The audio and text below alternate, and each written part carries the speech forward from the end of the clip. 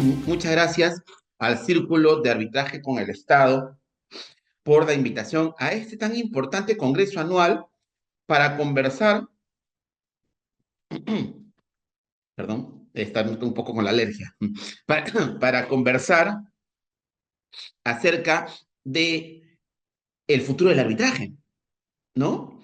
Eh, ¿Qué retos nos trae el arbitraje hacia adelante, ¿no? Eh, un primer tema que, que le seguimos dando vueltas, yo no sé por qué, ¿ya? Es el relativo a la naturaleza del arbitraje. Ya no debería ser materia de discusión. Por lo tanto, eso se sigue discutiendo. Hay todavía incluso especialistas que siguen polemizando sobre el tema. Seguimos polemizando sobre el tema cuando yo creo que ya debería estar superado. Me refiero a considerar si el arbitraje es o no jurisdicción, ¿ya? Y yo creo que eso está más que claro, tanto en lo dispuesto por la Constitución Política del Perú, como en la reiterada jurisprudencia del Tribunal Constitucional, ¿verdad? El arbitraje es jurisdicción, al igual que el Poder Judicial, al igual que el Poder Judicial ejerce jurisdicción, el Tribunal Constitucional, el Jurado Nacional de Elecciones y demás detentadores de la función jurisdiccional que tenemos en la Constitución. La Constitución es quien define quiénes son los detentadores de función jurisdiccional, y uno de ellos es el árbitro, ¿no? O los árbitros, si quieren ustedes. Desempeñan función jurisdiccional, ejercen jurisdicción, ¿ya? Esto, insisto, ya no debería ser materia de discusión. Yo no sé por qué todavía sigue discutiéndose esta materia como si no lo hubiésemos ya superado. ¿Por qué es importante esto de cara al futuro? Porque la lógica del arbitraje es que lo vayamos fortaleciendo, ¿no? Que lo vayamos fortaleciendo.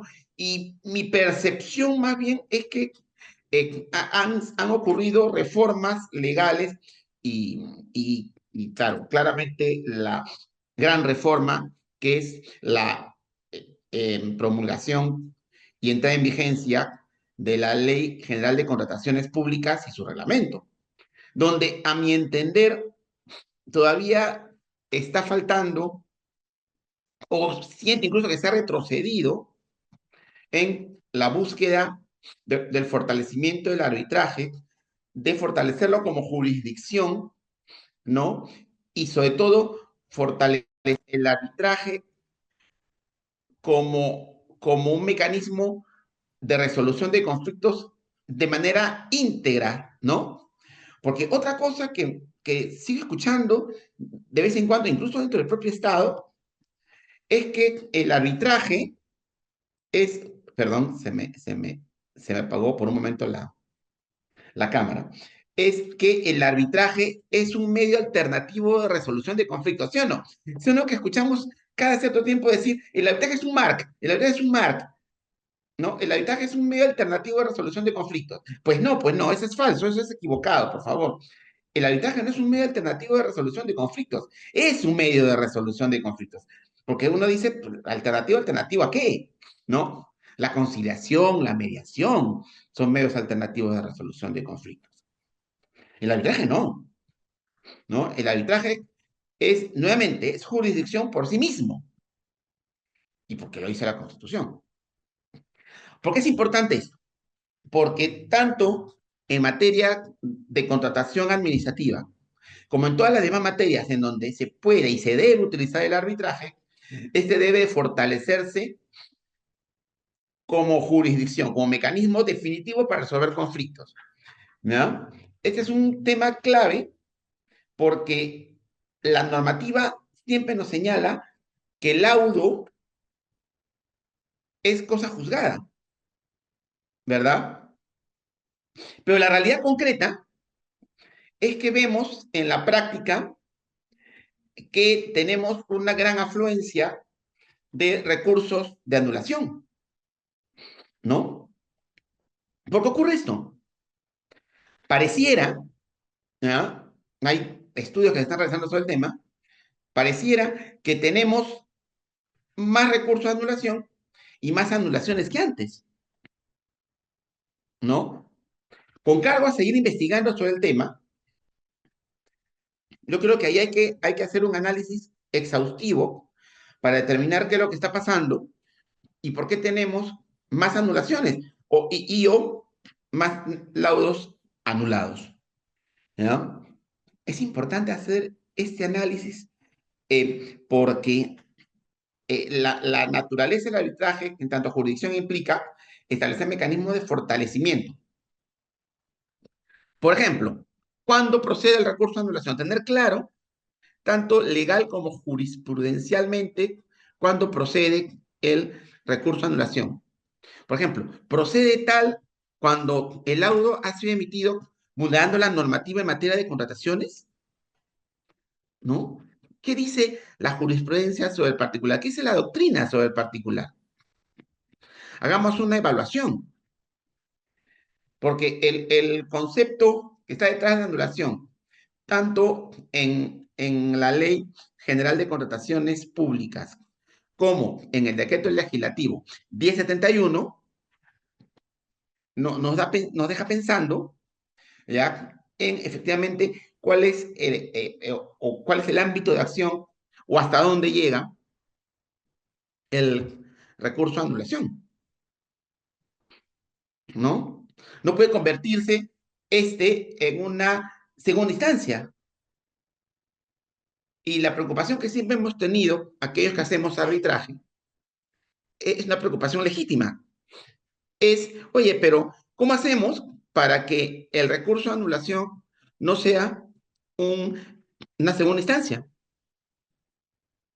y que funcione únicamente para efectos de determinar si se ha vulnerado el proceso como tal? No entrar a discutir el fondo de la controversia. Pero yo he visto últimamente algunos recursos de anulación, o las sentencias en recursos de anulación, en donde efectivamente se ha discutido el fondo de la controversia. Claro, lo que pasa es que a veces, pues, la posibilidad de pasar de un lado a otro puede no percibirse porque, por ejemplo, podemos estar discutiendo acerca de la motivación, ¿no? O sea, podemos decir, oye, acá no se ha motivado correctamente, ¿ya? Y ahí, pues, podríamos estar discutiendo un tema de fondo, un tema del razonamiento empleado por el tribunal arbitral para poder resolver un caso concreto, ¿no? Entonces, ya ahí nos comenzamos a preocupar, y ahí comenzamos a sentir que hay una suerte de activismo judicial en esa materia. No estoy afirmando necesariamente que exista actualmente, o sea, que haya este activismo judicial. Lo que estoy pidiendo es que hagamos un análisis concienzudo para determinar si en general en el arbitraje, y sobre todo en materia de contratación administrativa, eh, se está más bien utilizando o se pretende utilizar el recurso de anulación como una segunda instancia. Hay chapas, cerrojos que se han puesto en este caso, ¿no? Pero y ¿cómo lo hacemos, no? Porque otra vez, y acá ya es una preocupación general, otra vez existe la sensación que las reformas en materia de contratación administrativa y sobre todo en materia de arbitraje se hacen pensadas en el Estado. O sea, para proteger, tutelar al Estado, parte débil de la relación. Es sarcasmo, ¿ya? O sea, cuando más bien lo que tenemos que procurar es que lo que resuelva el árbitro, asegurar que lo que resuelva el árbitro sea lo más imparcial posible. Porque hay todavía esta visión errónea que el hecho que el arbitraje se emplee obligatoriamente en la contratación administrativa perjudica al Estado, ¿no? Sino que hay también esa idea que va y viene, ¿no? Díganme que no han visto eso, ¿no? Hay una idea que va y viene sobre, o que nos dice que en el arbitraje al Estado no le va bien. Bueno, sí, hay veces que le va bien, hay otras que no le va bien, unas son de cal, otras son de arena. Pero muchas veces al Estado no le va bien en los arbitrajes porque pues, no tiene razón, ¿no? Yo estoy justo emitiendo un laudo en estos días, no puedo decir las partes, evidentemente, en donde sí, pues, el, el, el Estado no tiene la razón en este caso particular, ¿ya? No es que el arbitraje sea malo para el Estado, es más eficiente, ¿no? Es más eficiente incluso para el Estado, ¿verdad? Porque mi percepción y la de varios otros que han escrito sobre el tema es que si las controversias en materia de contratación pública se sometían al Poder Judicial, al Estado le iría peor, ¿no? Entonces, ahí tenemos un problema serio que hay que analizar con cuidado, ¿no? Hay que analizar con cuidado y en general, ¿no? Pero en particular en el caso del recurso de anulación, mi percepción es que la regulación del recurso está pensada en proteger al Estado, ¿no? ¿No? Me da la impresión que es más fácil presentar un recurso de anulación si soy Estado a presentar un recurso de anulación si soy contratista. ¿No les parece? Revísenlo, ¿ya? Revísenlo y lo podríamos discutir, ¿no? Mi percepción, en verdad, es que el llegar al Poder Judicial es más fácil si es Estado que si es contratista, ¿no? Entonces, el mensaje oye, Estado, a ti te lo vamos a facilitar, ¿ya? Para defenderte, para que te defiendas con mayor, digamos, capacidad del resultado adverso en un proceso arbitral, ¿no? Y eso evidentemente es un problema, ¿no? Ahora, ¿cómo hacemos para que al Estado le vaya mejor en los arbitrajes? Lo primero es reducir la conflictividad al interior de las entidades públicas. Si yo no siento que haya una estrategia para reducir esa conflictividad, ¿no? Y es algo que está faltando tanto en la ley como en el reglamento. O sea, ¿cuáles son las estrategias que deben emplearse? Hay alguna que otra, ¿no? Pero sobre todo, ¿qué estrategia debe emplearla para no llegar al nivel de conflictividad? ¿No? Por ejemplo, en el caso de obras, tenemos la Junta de Prevención y Resolución de Disputas. Me parece genial que ya hayamos incorporado el elemento de prevención, ¿no? Ahora es JPRD, ya no es JRD, JPRD. Me parece perfecto, ¿ya? Eso está muy bien. Pero eso tiene que acompañarse de un fortalecimiento de la Junta. Además, que la Junta sea empleada también para otros contratos, no solamente para los contratos de obra. Un tema importante es, tuvimos hace poco la nueva ley en materia de APPs, ¿no? Y ahí pues también encontramos, no JPRD, sino solamente JRD. Hubiese sido genial que también se les otorgue a la Junta en el caso de APPs el papel de prevenir disputas, ¿ya? Pero ahí se perdieron dos oportunidades de oro, ¿verdad? Una primera, ¿no? El fortalecer el rol de prevención de la Junta, en APP me refiero, y un segundo elemento clave, o una segunda reforma clave en esta materia hubiese sido que fueran obligatorias las juntas de materia de APPs. Ahí se perdió esa oportunidad de oro, ¿no? Y en el caso de la contratación administrativa, sí, pues hay que establecer un conjunto de estrategias que no sean solamente la Junta, es un conjunto de estrategias para mejorar o reducir el nivel de conflictividad. Doctora Diana, ¿cómo andamos de tiempo? Vamos bien, doctor, todavía estamos dentro del tiempo, no se preocupe, Perfecto, está muy muchas interesante. gracias.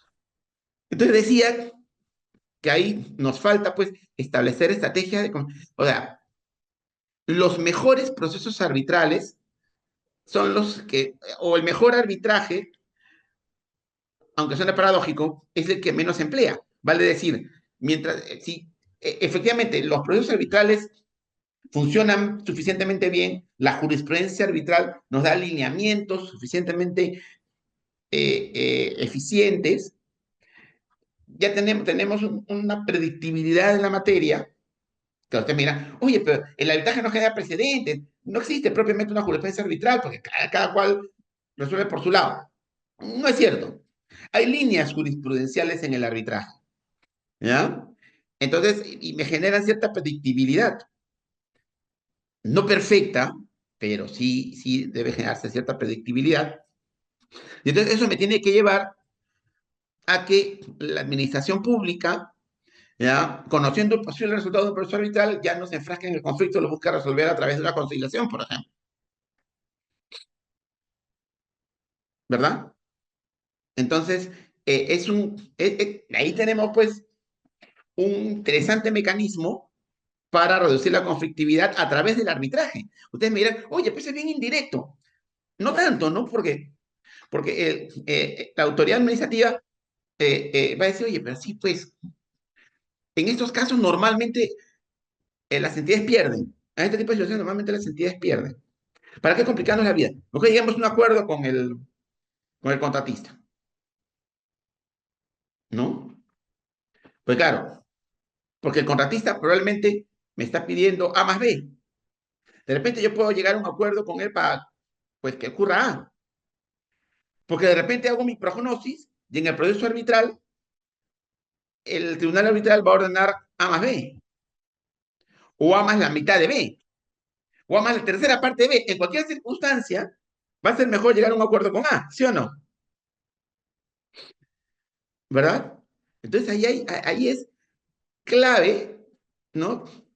Hacer un análisis de tipo estratégico, ¿ya? Que es algo que me parece a muchas entidades les está faltando todavía. Lo bueno es que es algo que podemos aprender, ¿no?